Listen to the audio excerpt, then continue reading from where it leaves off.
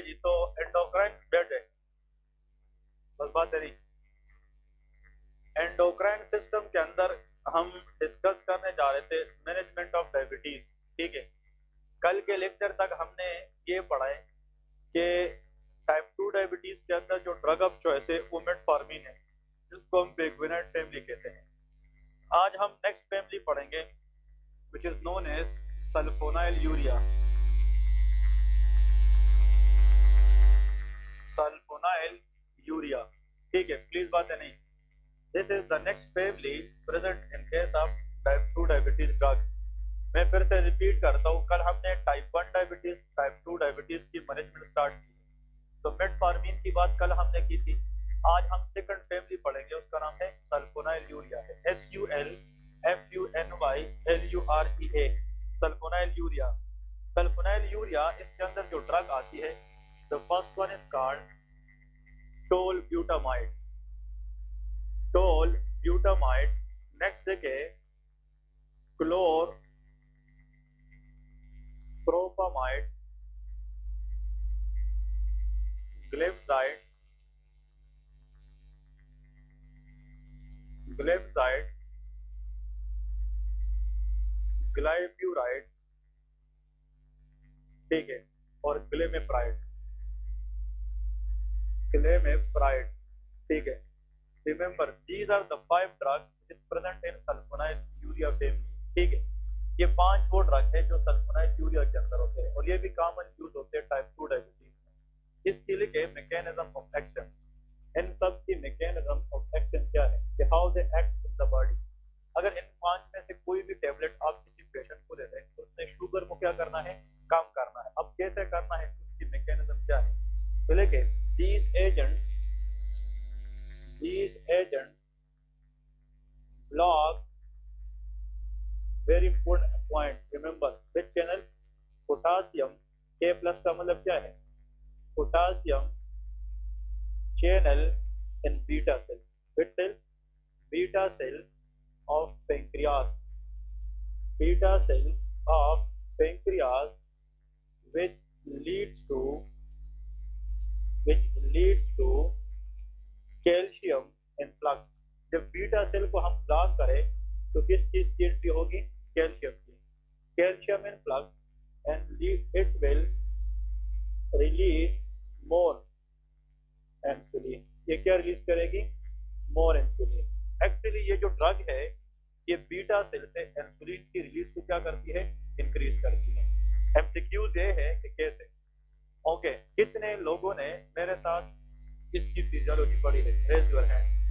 जिसने फिजियोलॉजी पढ़ी हो वो जाकर फिजियोलॉजी में जाए और वो टॉपिक जल्दी निकाले है। अभी फिजियोलॉजी में वो टॉपिक निकाले रिलीज ऑफ इंसुलिन, शाबाश। और जिसने नहीं पढ़ी है वो शेयर करे ताकि हम लोग कमेंट में ये मैकेनिज्म बैठ जाए। रिलीज ऑफ इंसुलिन का जो टॉपिक है वो निकाले, फिजियोलॉजी वाला पार्ट है किसी के पास। ओके, उसमें देखे मैंने बीटा सेल ड्रा किया था कि नहीं, बीटा सेल ड्रा किया है।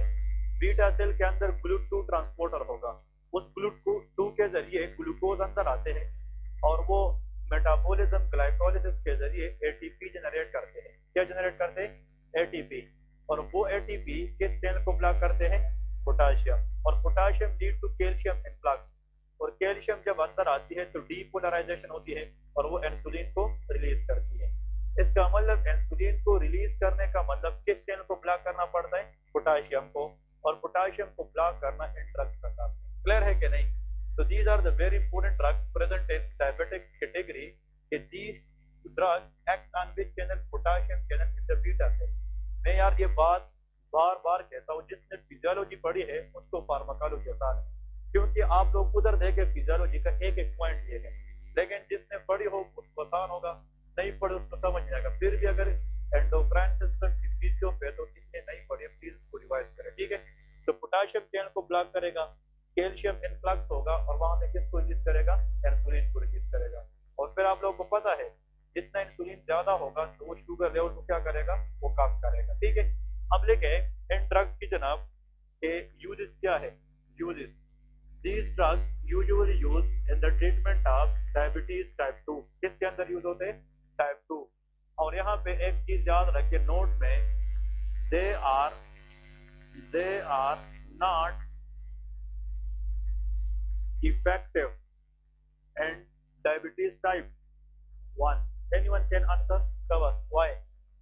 Excellent. उसमें बीटा सेल की डिस्ट्रक्शन होती है और इन ड्रग्स को काम करने के लिए बीटा सेल चाहिए, क्योंकि these drugs block potassium channel in the beta cell. लेकिन टाइप 1 में तो बीटा सेल होते नहीं है, तो ये ड्रग टाइप 1 डायबिटीज में क्या है, इनइफेक्टिव होते हैं। अब देखिए साइड इफेक्ट। इसकी साइड इफेक्ट क्या है? अब सबसे पहला साइड इफेक्ट कौन बताएगा? इंपोर्टेंट। Number 1 cover. जो ये ड्रग्स है अगर इसको हम ज्यादा खाएं तो ये किस चीज की रिलीज को बढ़ाता है? इंसुलिन। और इंसुलिन का most common side effect hypoglycaemia है। तो these drug can cause hypoglycaemia. Number 2 insulin anabolic है कैटाबोलिक है? एनाबोलिक। वो प्रोटीन बनाता है, लाइपोजेनेसिस करता है। इन ड्रग्स की वजह से वेट क्या होगा? Gain. There will be weight gain. इन लोगों के अंदर वेट गेन की हिस्ट्री होती है because of anabolic action of which hormone? Insulin hormone. और नेक्स्ट इसमें इंपॉर्टेंट याद रखें, increase risk of renal failure. ये किसकी रिस्क को बढ़ाते हैं? Renal failure. Increase risk of renal failure. कल हमने ये पॉइंट बताया था कि जो मेटफॉर्मिन है वो भी रीनल फेलियर की रिस्क को बढ़ाता है, वो हम उधर नहीं दे सकते, ये भी रीनल फेलियर में नहीं दे सकते। तो मतलब सल्फोनाइल यूरिया और जो मेटफॉर्मिन है दोनों रीनल फेलियर में कंट्राइंडिकेट है। इनमें डिफरेंस ये है कि अगर दो पेशेंट है इसमें एक को आप मेटफॉर्मिन दे दे, इसका ग्लूकोफेज गोली है, और एक को आप सल्फोनाइल यूरिया देते, दोनों की हाई शुगर क्या हो जाएगी? कम हो जाएगी। लेकिन दोनों में जो बेस्ट ड्रग है वो मेटफॉर्मिन है, क्योंकि कल का एक पॉइंट नहीं लिखा है, मेटफॉर्मिन इज यूग्लाइसेमिक। वो नॉर्मल ग्लूकोज को नीचे नहीं करता, it can not cause hypoglycaemia. लेकिन ये ड्रग अगर हम ज्यादा यूज करें इट कैन कॉज हाइपोग्लाइसीमिया। इसलिए मेटफॉर्मिन आज तक बेस्ट ड्रग है टाइप 2 डायबिटीज के अंदर। लेकिन अगर किसी का मेटफॉर्मिन पे ग्लूकोज कम ही नहीं होते या उसको वो रिस्पॉन्ड नहीं कर रहे, तो फिर उसके साथ हम क्या मिला सकते हैं? Sulfonyl urea. लेकिन इसकी डोजेस को हम लिमिट में रखेंगे, बढ़ाएंगे नहीं, otherwise the patient may lead to hypoglycaemia. ठीक है जी, वरना पेशेंट को हाइपोग्लाइसीमिया हो जाएगा। इसलिए इन ड्रग्स के साथ साथ हम रेगुलरली ग्लूकोमीटर के जरिए ग्लूकोज चेक करते हैं। अगर इस ग्लूकोज कम होते जा रहे हो इन ड्रग को फिर हम बार बार नहीं देते। ठीक है जी। जिसका सीवियर जो मोस्ट कॉमन साइड इफेक्ट है वो हमारे पास क्या है? हाइपोग्लाइसीमिया है। और किस कंडीशन के अंदर नहीं दे सकते? That is renal failure. ठीक है जी, क्लियर है क्या नहीं? इसमें ओके, ये जनाब सल्फोनाइल यूरिया है, ये सेकंड नंबर है। थर्ड नंबर कैटेगरी लिखे ग्लिटाजोन फैमिली। ठीक है ना? इसके अंदर जो थर्ड नंबर कैटेगरी आती है दैट इज कॉल्ड ग्लिटाजोन। तो हेडिंग दे दे कि what is meant by glitazone family. Glitazone भी बहुत ज्यादा यूज होते हैं। ठीक है, तो थर्ड नंबर पे लेके ग्लिटाजोन, इसमें लेके ये ग्लिटाजोन फैमिली का नाम है। और ग्लिटाजोन के अंदर जो एजेंट है इसके नाम लिखे, फर्स्ट एजेंट का नाम लिखे बायोग्लिटाजोन। बायोग्लिटाजोन। ठीक है, next is rosiglitazone. Rosiglitazone, pioglitazone and rosiglitazone, ये दोनों याद रखना है। These are the two drugs present in glitazone family. याद रखना आसान है, जिस ड्रग के आखिर में ग्लिटाजोन आ जाए वो ग्लिटाजोन फैमिली होता है। इसको पाइसोग्लिटाजोन, रोसीग्लिटाजोन, रोबीग्लिटाजोन बहुत ज्यादा आए हैं, लेकिन सब के आखिर में क्या आता है? ग्लिटाजोन आता है। देखिए मैकेनिज्म ऑफ एक्शन, इसका काम क्या है? Mechanism of action, these agents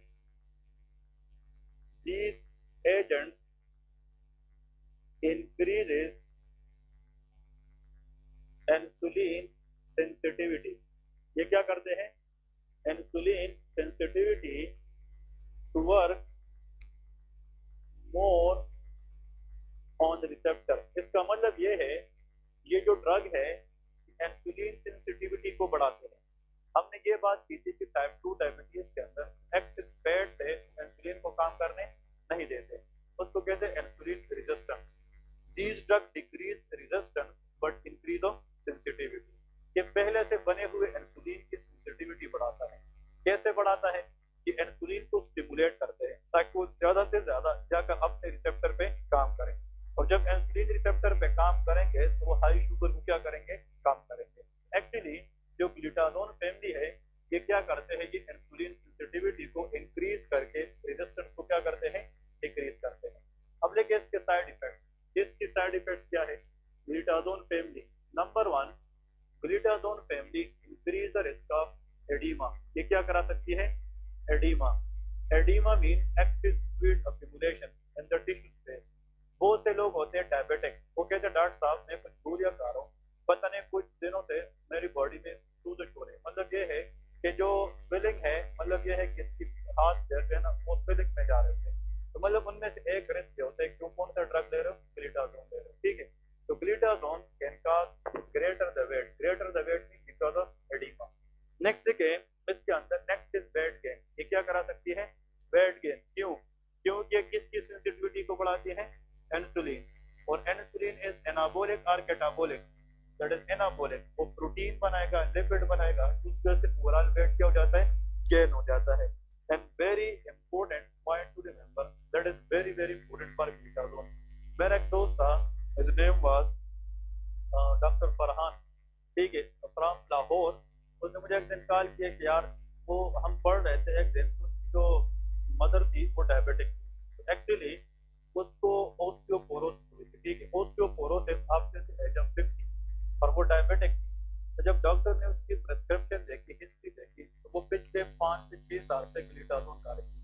क्योंकि जो बंदे glitazone repeatedly continuously for longer term खाए, ये ओस्टियोब्लास्ट एक्टिविटी को कम करती है। इसको कम करती है ओस्टियोब्लास्ट, और ओस्टियोब्लास्ट वो सेल है जो बोन को बनाती है। अगर ओस्टियोब्लास्ट कम हो जाए तो फ्रैक्चर की चांसेस ज्यादा होती है। तो ग्लूटाथोन में अगर एक साइड इफेक्ट किसी याद रखनी है, वेरी इंपॉर्टेंट, लेकिन इंक्रीज रिस्क ऑफ फ्रैक्चर। ये किसकी चांस को बढ़ाती है, फ्रैक्चर की चांसेस। इसलिए जिन लोगों में पहले से बोन की पैथोलॉजी हो, उसके लिए ड्रग बेस्ट है कि पुअर है, बैड है, क्योंकि इंक्रीज रिस्क ऑफ फ्रैक्चर। मतलब ये है कि ये बोन की थिनिंग करती है, ये बोन को थिन बनाती है, और जब बोन की थिनिंग होगी तो बोन बिकम वीकर, और वीक बोन के अंदर माइनर इंजरी पे किसके चांस होती है, फ्रैक्चर की चांस होती है।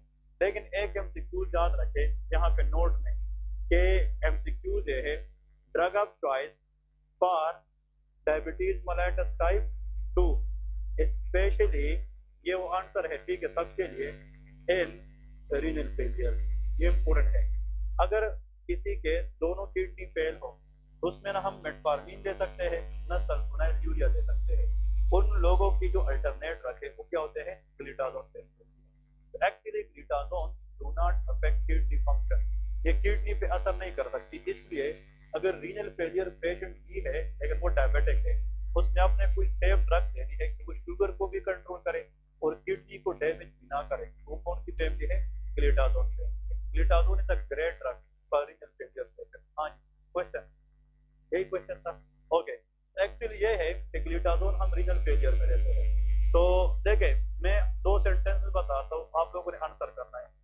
Drug of choice for type 2 diabetes in obesity patient without renal function, that is called metformin, that is प्रेगमिनाइड।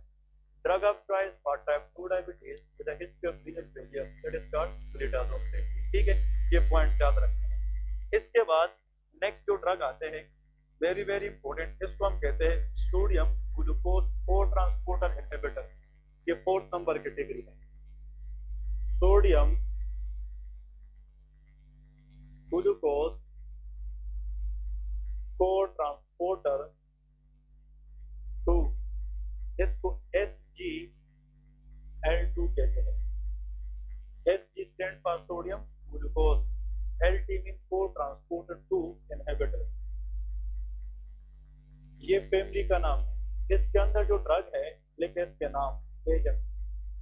इनमें जो ड्रग आते हैं, number 1 that is called empagliflozin, next is canagliflozin, डेपाग्लिफ्लोजिन।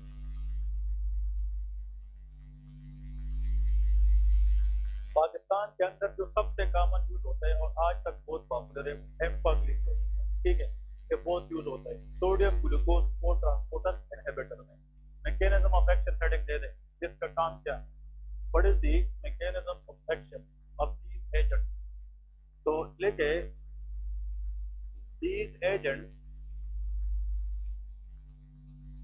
these agents mainly inhibit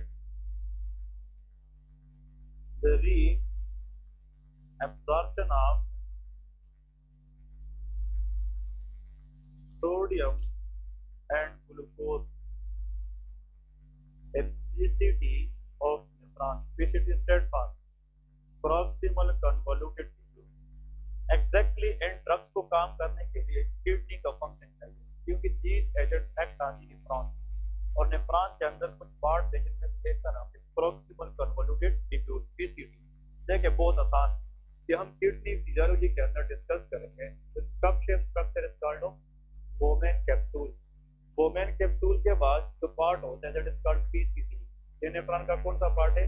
PCT फिर loop of Henle होती है इस तरह, ठीक है। तो हम यहाँ पे इंटरेस्ट देंगे that is proximal convoluted tubule. Exactly like that उनमें एक डीसीटी होता है डिस्टल कन्वोल्यूटेड, इसको कहते हैं बोमेन कैप्सूल, इसको हम ग्लोमेरुलर कैप्सूल कहते हैं। यहाँ पे एफेरेंट आर्टीरियोल होते हैं, ये नाम सुना है कि नहीं, और यहाँ पे इफेरेंट आर्टीरियोल है, ठीक है। और इन दो के दरमियान यहाँ पे ग्रुप ऑफ कैपिलरीज है, ग्लोमेरुलाई, ठीक है। ये जो सेल ड्रा कर रहा हूँ these are called PCT cell. ये कौन सा सेल है? Proximal convoluted tubular cell. अब जरा देखिए यहाँ पे ब्लड के अंदर सोडियम फिल्टर होता है और क्या फिल्टर होता है? Glucose. Sodium is a cation and that maintain और ब्लड प्रेशर। सोडियम हमारी क्या रेगुलेट करती है? बीपी। जब ये फिल्टर हो जाए सोडियम तो उसको यूरिन में लूज करना चाहिए कि ब्लड में रीअब्सॉर्ब करना चाहिए, क्योंकि sodium is a essential electrolyte. जो ग्लूकोज है ये बॉडी के लिए एनर्जी है, तो उसको नॉर्मली बॉडी को रीअब्सॉर्ब करना है कि यूरिन में लेके जाना है? रीअब्सॉर्ब करना है। प्लीज एमसीक्यू सुन ले, कितना परसेंट ब्लड के अंदर सोडियम फिल्टर होता है? 100%। कितना परसेंट ग्लूकोज फिल्टर होता है? 100%। इधर एमसीक्यू सुन ले, ये सारे किडनी फिजियोलॉजी में पढ़ेंगे। जो सोडियम है इट शुड बी फिल्टर 100% और नॉर्मल बंदे के अंदर इट शुड बी रीअब्सॉर्ब 100%। इसका मतलब even a single molecule of sodium in the urine should be considered normal. Clear है कि नहीं? सोडियम जितना फिल्टर हुआ है उतना ही हम वापस ब्लड को क्या करेंगे? रीअब्सॉर्ब करेंगे। ये यूरिन में नहीं जाना चाहिए। ये फिजियोलॉजी की मैं बात कर रहा हूँ। इधर देखें, सोडियम जब 100% फिल्टर होता है तो उसका कुछ रीअब्सॉर्प्शन किस पार्ट से होती है? PCT and that is 67%। ये अभी आप लोगों ने याद नहीं रखना, बाद में हम किडनी में पढ़ेंगे। फिर जब ये नीचे लूप ऑफ किस में आता है? हेनले। तो लूप ऑफ हेनले के अंदर इसकी रीअब्सॉर्प्शन होती है 25%। कितनी परसेंट? 25%। और फिर जब ये आगे जाता है तो डिस्टल कन्वोल्यूटेड टिब्यूल, इसके अंदर इसकी रीअब्सॉर्प्शन कितना होती है? 8%। अब सुन ले, 67 और 25 92 और 92 प्लस 8 इज 100। तो रीअब्सॉर्प्शन 100% होगी, लेकिन नेफ्रॉन के डिफरेंट पार्ट से होगी, बट मैक्सिमम कहाँ से होगी? पीसीटी से होगी। कहाँ से होगी? पीसीटी। अब ग्लूकोज कितना परसेंट रीअब्सॉर्ब है? 100, और इसको भी रीअब्सॉर्ब 100% करना है, लेकिन इसकी जो रीअब्सॉर्प्शन है वो 100 का 100% कहाँ से होता है? पीसीटी। ये कहीं और से नहीं हो सकता। क्लियर है कि नहीं? अब इधर देखिए, अब यहाँ पे सोडियम कहता है कि मैंने कितना परसेंट वापस जाना है यहाँ से? 67। तो यहाँ पे एक ट्रांसपोर्टर होता है, वो सोडियम को कहता है कि तुम अपने साथ किसको मिलाए? ग्लूकोज। तो ये दोनों एक डायरेक्शन में जाएंगे, अपोजिट। एक जिसको कहते हैं सोडियम ग्लूकोज को ट्रांसपोर्ट। तो क्या कहते हैं? सोडियम ग्लूकोज को ट्रांसपोर्ट। तो 67% सोडियम के साथ 67% ग्लूकोज जाएगा। बात समझ गए कि नहीं? तो जो रिमेनिंग 33% है वो कुछ अमीनो एसिड के साथ जाएगा, कुछ प्रोटीन के साथ जाएगा, कुछ बाइकार्बोनेट के, वो अलग चीजें है। लेकिन सोडियम के साथ ग्लूकोज का कितना परसेंट जाएगा? 67। एक ही डायरेक्शन में जाएंगे तो क्या कहेंगे? सोडियम ग्लूकोज को ट्रांसपोर्ट। चले, अब ये नॉर्मल है। एक पेशेंट है जिसको क्या है? डायबिटीज है, तो उसका ब्लड शुगर नॉर्मल है कि हाई? बहुत हाई है। अब इधर देखिए, इसका ब्लड शुगर बहुत हाई है और हमने उसको क्या करना है? कम करना है ब्लड के अंदर। तो उस बंदे का ये रीअब्सॉर्प्शन होना चाहिए कि नहीं? नहीं होना चाहिए। उसको अगर हम ये ब्लॉक करें तो फिर ये ग्लूकोज जो 67% है वो फिर रीअब्सॉर्प्शन की बजाय किधर जाएगी? यूरिन में। ये तो कहीं और से रीअब्सॉर्ब भी नहीं होता ना, तो फिर ये कहाँ जाएगी? यूरिन में। तो मतलब ग्लूकोज जो है, ग्लूकोज हमने 67% कहाँ पे भेज दिए, यूरिन में। तो ब्लड में जो जाने वाला था अब नहीं जाएगा, तो ब्लड का लेवल क्या हो जाएगा। तो ए से डायबिटिक ड्रग जो ग्लूकोज को कम करे, acting on the kidney to inhibit the reabsorption of sodium glucose in which part of nephron, ACT. They are called empagliflozin, canagliflozin and dapagliflozin. Clear है कि नहीं। हाँ जी, हाँ जी, ओके। इससे तो बीपी लो होगा कि नहीं। वेरी गुड क्वेश्चन ही रहे। ये जो सोडियम है इसमें 67% जाना है। तो सोडियम इधर देखें, सोडियम इसमें से 67% इधर से जाएगी, लेकिन जो सोडियम का 67% का कुछ पार्ट वो किसके साथ जाएगा, ग्लूकोज। कुछ सोडियम अमाइनो एसिड के साथ जाती है, सोडियम अमाइनो एसिड को ट्रांसपोर्ट, सोडियम पोटाशियम को ट्रांसपोर्ट। 67% ये मुख्तलिफ चीजों पर डिवाइड होता है, उनमें से 5-6% है जो किसके साथ जाएगी, ग्लूकोज के साथ जाएगी। तो इतना सोडियम लूज नहीं करेंगे जिससे बर्ड बीपी कम हो सके। क्लियर है, क्योंकि सोडियम की रीअब्जॉर्प्शन की मैकेनिज्म बहुत ज्यादा है, वो हम किडनी के अंदर पढ़ेंगे। लेकिन सोडियम ग्लूकोज को ट्रांसपोर्ट ब्लॉक करने का मतलब इनडायरेक्टली किसको ब्लॉक करना है, हमारा टारगेट ग्लूकोज को ब्लॉक करना है। क्लियर है। Actually we will discuss this one by one, लेकिन अगर हम ये नेफ्रॉन से रीअब्जॉर्प्शन ना ब्लॉक करें तो फिर सोडियम वापस ब्लड में नहीं जाएंगे। जब नहीं जाएंगे तो हाई शुगर क्या हो जाएगा, कम हो जाएगा। These are sodium glucose co-transporter to inhibitor। Clear है।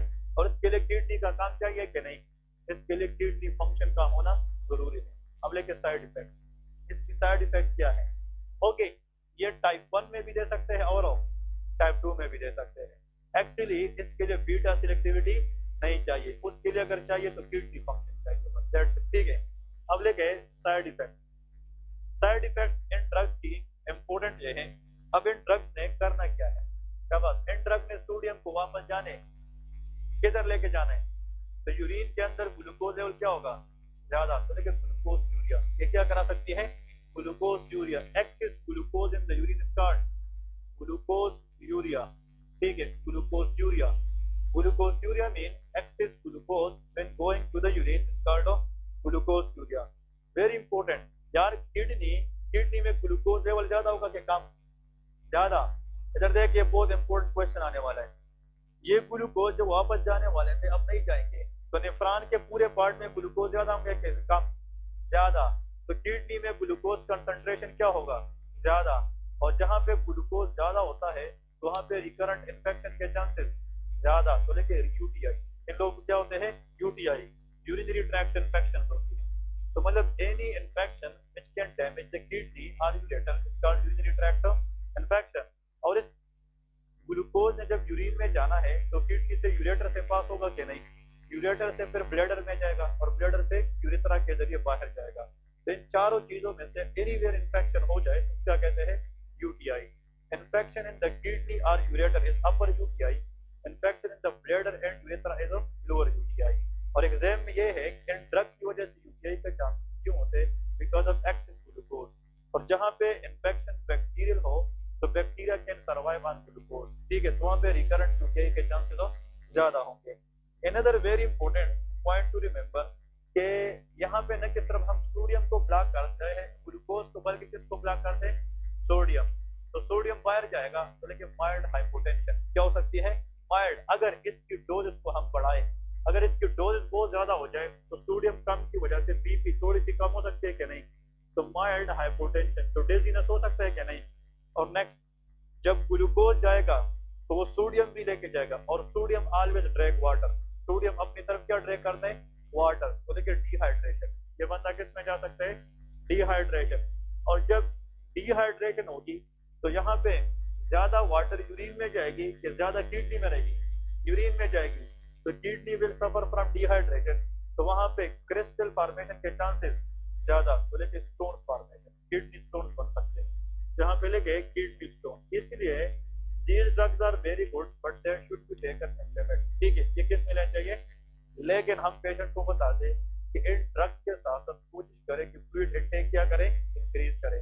वो फ्लूइड ज्यादा लेंगे तो डिहाइड्रेशन भी नहीं होगी, रिकरेंट इन्फेक्शन भी नहीं, क्योंकि जब वो फ्लूइड लेंगे वो यूरिन आउटपुट ज्यादा करेंगे, और जितना वो ज्यादा यूरिन पास करेंगे उतना एक्सेस किसको पास करेंगे, ग्लूकोज को। तो यूरिनरी ट्रैक्ट के अंदर ग्लूकोज रिटेंशन के chances all about sodium glucose cotransporter inhibitor. ठीक है जी। नेक्स्ट देखिए alpha glucosidase inhibitor. Next one, हाँ जी,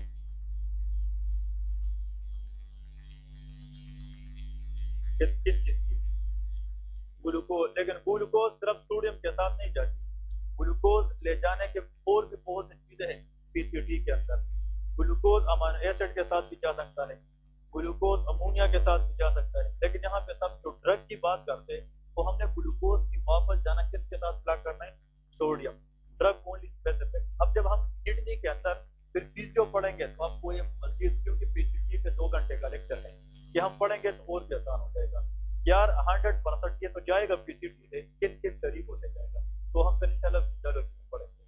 सोडियम के साथ ग्लूकोज 100% नहीं जाता, मतलब और भी बहुत सी चीजें हैं जिसके साथ मिलकर ग्लूकोज वापस जाता है, लेकिन किस पार्ट में जाता है?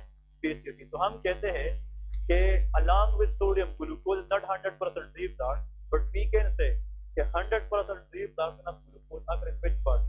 PCT, but by different methods। ये इसका आंसर है, ठीक है ना, वो डिस्कस करेंगे बाद में।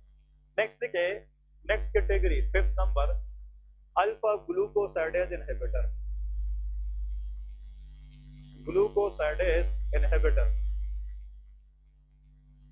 अल्फा ग्लूकोसाइडेज इनहिबिटर, बात है नहीं। इसमें जो एजेंट है लेके एकार्बोस, इसके अंदर क्या आता है? Acarbose and magnitose, acarbose and magnitose, these are the drugs। अब लेके mechanism of action, these agents block intestinal, ये कहाँ पे काम करते हैं? इंटेस्टाइन में। Glucosidase and decrease the absorption of glucose, ये ग्लूकोज को अब्जॉर्ब होने नहीं देते। अब देखिए बहुत आसान, glucose is carbohydrate, monosaccharide, disaccharide and polysaccharide, के नाम सुना है कि नहीं? मल्टीपल अगर ज्यादा हो जाए तो पॉलीसेकेराइड है। सिंपलेस्ट कार्बोहाइड्रेट, इसको मोनोसेकेराइड कहते हैं, वो ग्लूकोज है, फ्रक्टोज है और गैलेक्टोज है, ये नाम सुने हैं ना। अगर इनको हम दो मिलाएं तो डाइसेकेराइड है, ज्यादा मिलाएं तो पॉलीसेकेराइड है। जो फूड हम लेते हैं, फूड, उसमें हमेशा कार्बोहाइड्रेट पॉलीसेकेराइड से कन्वर्ट होता है, फिर हमारी बॉडी उसको डाइजेस्ट करने के लिए डाई में कन्वर्ट करती है और डाई से मोनो में, क्योंकि इंटेस्टाइन से अगर कार्बोहाइड्रेट ब्लड में अब्सॉर्ब होगी तो उसकी शक्ल में होगी मोनोसेकेराइड, या वो फ्रक्टोज में कन्वर्ट हो गया ग्लूकोज। तो इंटेस्टाइन के अंदर कॉम्प्लेक्स कार्बोहाइड्रेट को सिंपल में कन्वर्ट करना उसके एंजाइम का काम है glucosidase. Glucosidase really help in the digestion of carbohydrate. अगर आप इस एंजाइम को ब्लॉक करें तो can we digest carbohydrate? No. तो अगर इसकी सिंपल फॉर्म नहीं बनेगी तो उसकी अब्जॉर्प्शन होगी नहीं होगी। जब ब्लड में अब्जॉर्प्शन नहीं होगी तो हाई शुगर मजीद नहीं बढ़ेगी। तो ऐसे ड्रग जो हाई शुगर को कम रखे by blocking glucosidase in intestine and decrease glucose what absorption, इसमें एक कार्बोज है और एक ग्लूकोज है। क्लियर है कि नहीं? अब इधर देखिए एक चीज याद रखिए, मैंने कुछ चीज खाई है वो स्टमक में गई है, स्टमक के बाद कहाँ गई है? इंटेस्टाइन। कोई भी चीज इंटेस्टाइन से ब्लड में जाए वो अब्जॉर्प्शन है, वो क्या है?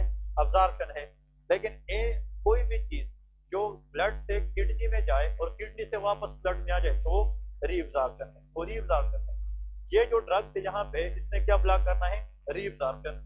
लेकिन इस ड्रग ने क्या ब्लॉक करना है? अब्जॉर्प्शन ब्लॉक करना है। Anything which act on the kidney that will block reabsorption, और जो इंटेस्टाइन में काम करे वो अब्जॉर्प्शन ब्लॉक करेंगे। आसान है कि नहीं? एक पेशेंट है, उसने मील ली है स्वीट, और वो कहे यार अभी मैंने खाना खाया है, ऐसा ना हो कि मेरा शुगर बढ़ जाए। उसने अगर टेबलेट लेनी है तो उसने क्या ब्लॉक करनी है? अब्जॉर्प्शन ब्लॉक करनी है, तो उसको मैग्नीटोल या कार्बोज टेबलेट चाहिए। क्लियर है? और ये शॉर्ट एक्टिंग भी है, और ये postprandial hyperglycaemia, after the meal जो हाइपरग्लाइसीमिया है उसमें इफेक्टिव ताकत होता है, क्योंकि ये फूड की अब्जॉर्प्शन को, स्पेशली ग्लूकोज की अब्जॉर्प्शन को जाने नहीं देते। एक चीज याद रखें एग्जाम में कि अगर ग्लूकोज इंटेस्टाइन में आ जाए तो उसको ब्लड में जाना अब्जॉर्प्शन कहलाता है। किस ट्रांसपोर्ट के जरिए? आंसर होगा सिंपल डिफ्यूजन के जरिए। किसके जरिए? Simple diffusion. Diffusion is a process in which molecule is moved from a region of higher concentration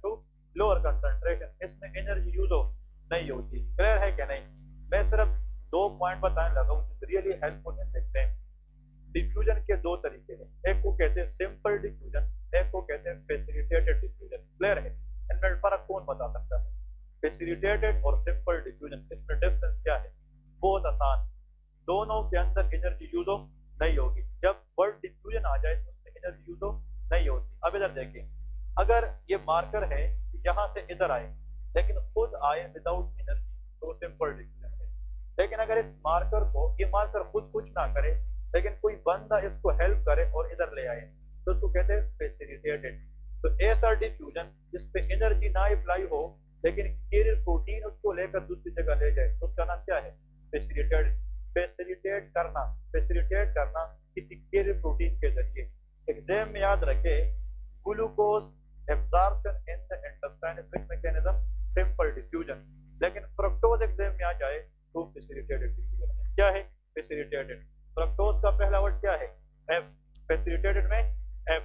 तो फैसिलिटेटेड डिफ्यूजन के जरिए कौन सी चीज की एब्जॉर्प्शन होती है? फ्रक्टोज। और सिंपल डिफ्यूजन इज ग्लूकोज। ठीक है, इतने फर्क याद रखें। अब लिखे साइड इफेक्ट इन ड्रग्स की। What is the side effect of this drug? इसकी साइड इफेक्ट आप लोगों ने याद रखना है कि साइड इफेक्ट क्या है? एनीवन? GIT discomfort. क्या करा सकती है? GIT discomfort. क्योंकि ये कहाँ पे काम करते हैं? जीआईटी में। Nausea and vomiting. ये बंदा ना भूले, नोजिया एंड वोमिटिंग बहुत काम वाला बंदा है। ठीक है, सो any drug which act on the GIT can increase the risk of nausea and of vomiting. Okay जी, इसकी ये भी टाइप 2 डायबिटीज। अब इसकी जो यूजेस है ना, यूजेस एमसीक्यूज याद रखें यार। ये तो इंटेस्टाइन में काम करेंगे ना, ये उस ग्लूकोज को अंदर जाने नहीं देते जो फूड के जरिए है ना। ये मेनली किस में यूज करते हैं? Postprandial hyperglycaemia. Post mean after, prandial mean meal. Meal लेने के बाद अगर हाइपरग्लाइसीमिया का रिस्क है तो उसके एब्जॉर्प्शन को कम करने के लिए हम इंटेस्टाइन में जो काम करने वाला ड्रग है उसको देते हैं, दैट इज इकार्बोस एंड मैग्नीट्यूड। ठीक है जी, तो this what all about the diabetes drug. ठीक है, इसके बाद जो डायबिटिक ड्रग है एमसीपीएस पार्ट 1 में डायबिटोलॉजी के अंदर आते हैं, वो बहुत हाई है। आप लोगों ने 5 कैटेगरी याद रखनी है इंसुलिन के साथ साथ। आखिर में एक चीज ऐड करें कि डायबिटीज नहीं है, अदर मतलब एमसीक्यूज है कि MCQ drug of choice and uterine atony patient,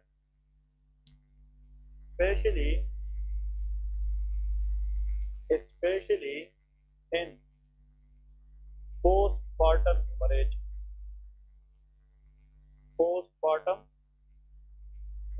इसको डॉक्टर पीपीएचपी कहते हैं। ठीक है, तब पहले तो बताए कि व्हाट इज पीपीएच?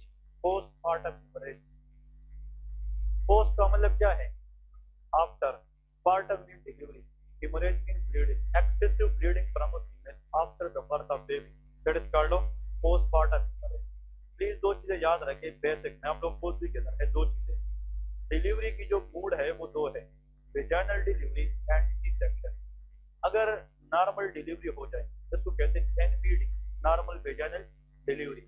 उसमें जो प्लेसेंटा कट हो जाती है, कुछ वेसल रप्चर हो जाती है, अम्बिलिकल कॉर्ड कट हो जाता है, तो कुछ ब्लीडिंग हो सकती है कि नहीं? नॉर्मल वेजाइनल डिलीवरी के अंदर पहले 24 आवर में बर्थ के बाद अगर फीमेल से ब्लड जा सकती है वो हाफ लीटर तक जा सकती है। कितना? हाफ लीटर, 500 ml, ये नॉर्मल है। लेकिन अगर फीमेल में कट लग जाए और ऑपरेशन के जरिए उसकी बर्थ हो जाए बच्चे की, तो उसमें ब्लीडिंग ज्यादा जाएगी कि कम? 2000 ml होता है। तो नॉर्मल वेजाइनल डिलीवरी पे ब्लीडिंग की जो लिमिट है वो कितना है? हाफ लीटर है, 500 ml है। लेकिन सी सेक्शन पे कितना है?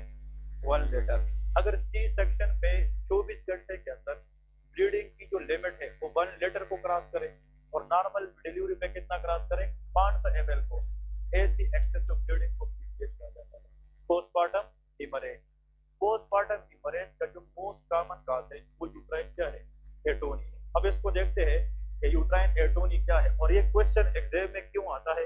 ये गायनी में भी इंपोर्टेंट है और एंडोक्राइन में भी। इधर प्लीज सुन ले कि फीमेल रिप्रोडक्टिव सिस्टम में जो फीटल होम है that is called uterus. Uterus की जो गायनेकोलॉजिकल टर्म है, इसको मीट्रियम कहते हैं। Metrium is a gynaecological term for what? Answer is uterus. इधर आप फोकस करें, बात नहीं। Uterus has three part, perimetrium, myometrium and endometrium. इधर देखें, यहाँ पे यूट्रस को जो ब्लड सप्लाई मिलती है, these are the blood vessel, uterine arteries वगैरह। यहाँ पे अगर फीटस है, ये बच्चा है, और ये जनाब फीमेल की कौन सी मंथ चल रही है? 9 मंथ। तो 9 मंथ में फीटस का साइज ज्यादा होगा कि कम? बहुत ज्यादा होगा। तो माँ को भी ब्लड चाहिए, फीटस को भी चाहिए, तो जो यूट्रस है वो साइज में क्या होता है? बड़ा हो जाता है, इंक्रीज हो जाता है। और blood supply to the foetus ज्यादा होना चाहिए कि कम? ज्यादा, ताकि फीटस ग्रो कर सके। बात समझ गए कि नहीं? अब इस टाइम पे जो यूटराइन वेसल है ये मेजॉरिटी डायलेट होते हैं। क्या होते हैं? वजह यह है ताकि इनफ ऑक्सीजन ब्लड सप्लाई कर सके किसको? फीटस को। अब यार देखिए, जब फीटस डिलीवर हो जाए, फीटस फॉर एग्जांपल डिलीवर हो जाए आफ्टर द बर्थ, तो यहाँ पे जो डिमांड है ब्लड की यूट्रस के अंदर वो कम होगी क्या ज्यादा? हाँ जी, कम हो जाएगी। पहले डिमांड ज्यादा थी क्योंकि फीटस था, अब फीटस डिलीवर हो चुका है, तो uterus remain empty after the birth. यहाँ पे जो डिमांड है ब्लड की वो क्या है? कम है, तो सप्लाई भी क्या करना चाहिए? कम। तो जो डायलेटेड वेसल है वो क्या होने चाहिए? कॉन्स्ट्रैक्ट। क्या होने चाहिए? कंस्ट्रक्ट, क्योंकि ब्लड कम करना चाहिए, फीटस अब नहीं है। और ये कॉन्स्ट्रक्शन कब होगा? जब यूट्रस मसल क्या करे? Contract. Contraction of uterine muscle is called tone. तो क्या कहते हैं?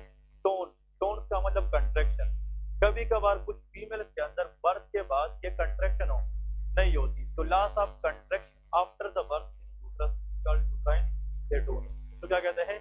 Uterine atony. ए का मतलब एब्सेंट, ए का मतलब एब्सेंट, टोन मीन कंट्रैक्शन। कि यूट्रस के अंदर जो कंट्रैक्शन ने होने थे वो बर्थ के बाद ना हो पाए, ऐसे कंडीशन को क्या कहते हैं? यूट्राइन एटोनी कहते हैं। तो यूट्रस जो है ना, साइज में आफ्टर द बर्थ क्या रहेगा? बड़ा रहेगा, और ऐसा लगेगा कि इसमें अनदर फीटस भी है। और समझ गए कि नहीं? और दूसरी बात, जो ब्लड वेसल है वो डायलेट रह पाएंगे कि कंट्रैक्ट? डायलेट। अब इसमें जो ब्लड लाना है वो तो ज्यादा है कि कम है? ज्यादा है, यूट्रस पे ज्यादा है, तो जो ज्यादा ब्लड है वो यहाँ से ब्लीड करेगी कि नहीं? और जब वो ब्लीड करेगी बर्थ के बाद, तो अगर सी सेक्शन है तो 1000 ml से ज्यादा जाएगी कि नहीं? इस date can cause postmortem haemorrhage. Clear है कि नहीं?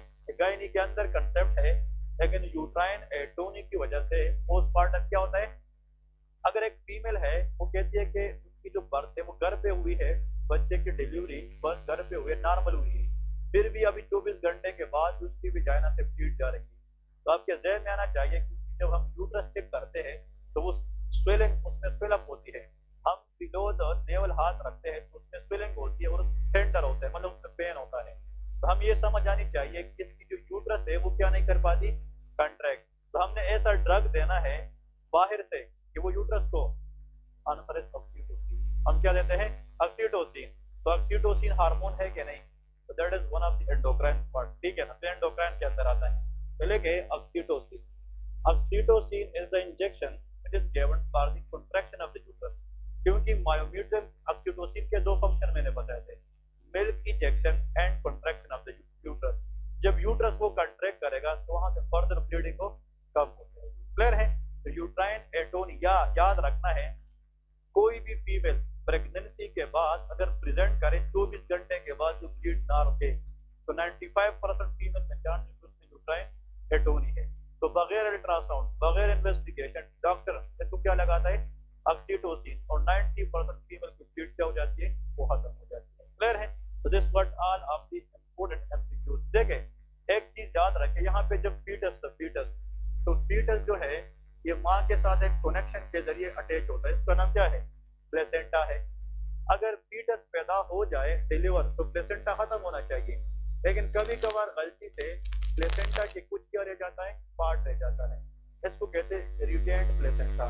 क्या कहते हैं? रिटेन। अगर प्लेसेंटल टिश्यू रिटेन हो जाए बर्थ के बाद भी, तो वहां से माइनर क्या होगी? ब्लीड। तो पोस्टमार्टम हेमोरेज का एक वजह यह भी है कि कभी कभार किसका टिश्यू रह जाता है?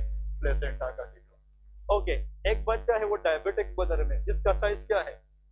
ज्यादा, तो वो जब इधर फोर्स लगाएगा बर्थ के नाल पे, तो नियर बाई वेसल को रप्चर कर सकता है कि नहीं? तो उससे भी क्या हो सकती है? ब्लीडिंग हो सकती है। तो देखिए यहाँ पे टी टी टी याद रखना है। टी का मतलब टोन प्रॉब्लम, तो उस कंडीशन का नाम क्या है? Uterine atony. बर्थ के बाद अगर यूट्रस कंट्रैक्ट ना करे तो ब्लीड होगी कि नहीं? इसको कहते हैं tone problem. T bar tissue retention, कौन सी टिश्यू? प्लेसेंटल, वो भी ब्लीड करेगी। और next T part trauma to the vagina, और ट्रोमा टू वेजाइना तब हो सकती है जब बच्चे का साइज क्या हो? बड़ा हो। तो हर एक में these three T's are the cause of postpartum hemorrhage। लेकिन सब टीज में से जो गायनी के अंदर 90% बिलीव किया जाता है वो यूट्राइन क्या होती है? एटोनी। इस केस का ड्रग ऑफ चॉइस एक हार्मोन है, इसका नाम क्या है? समझ गए कि नहीं? So this what all about from the chapter of endocrine system। इंशाल्लाह नेक्स्ट वीक से हमने physiology of the blood start करनी है। That is very very important. जिसने ब्लड फिजियोलॉजी पढ़ ली that will be a good physician. General physician या जो जीपी होता है, जीपी स्टैंड पर जनरल फिजिशियन, जो क्लिनिक चलाता है वो हर पेशेंट को कि आजकल याद रखे बताएगा कि ब्लड टेस्ट करा के। ब्लड टेस्ट में आपको एनीमिया मिल सकती है, ब्लड टेस्ट में आपको थैलेसीमिया मिल सकती है, ब्लड टेस्ट में आपको इन्फेक्शन मिल सकती है, ब्लड टेस्ट से इवन आप कैंसर का अंदाजा लगा सकते हैं, ब्लड टेस्ट से आपको टाइफाइड फीवर का अंदाजा हो सकती है। जिसने हेमाटोलॉजी पढ़ ली that will be a good physician. तो कोशिश करें कि हेमाटोलॉजी फिजियोलॉजी से स्टार्ट है और उससे इवन एक सिंगल लेक्चर भी मिस ना करे। तो जो बंदा फिजियोलॉजी पढ़े that will know pathology and pharmacology. Class में से ऐसा बंदा जिसने एंडोक्राइन का एक लेक्चर भी मिस नहीं किया हो। देखिए अब जो उन लोगों से आप पूछे इस क्लास में से कितना मजा है, जो बंदा फिजियो पढ़े उसको पे तो बहुत आसान है, जो पे तो पढ़े उसको फार्मा सुपर हो जाता है। So student is a student who know all the three format PPP, physio, patho and pharma। तो वो गुड फिजिशियन है। तो कोशिश करे कि ये सिस्टम जो भी था जैसा भी गुजर गया, जिसका इनकम्प्लीट है वो कहीं से कंप्लीट करे, समझना है तो मुझसे पूछ ले। I will be try to cover it, लेकिन दैट इज वेरी इंपॉर्टेंट। लेकिन हेमाटोलॉजी के फर्स्ट से कोई बंदा एब्सेंट ना हो। क्लियर है? अब टेस्ट के लिए बैठ जाए शाबाश। वो लोग किधर चले गए? ये अपना अब्दुल समद लोग, ये अब्दुल समी इधर तो बैठा नहीं।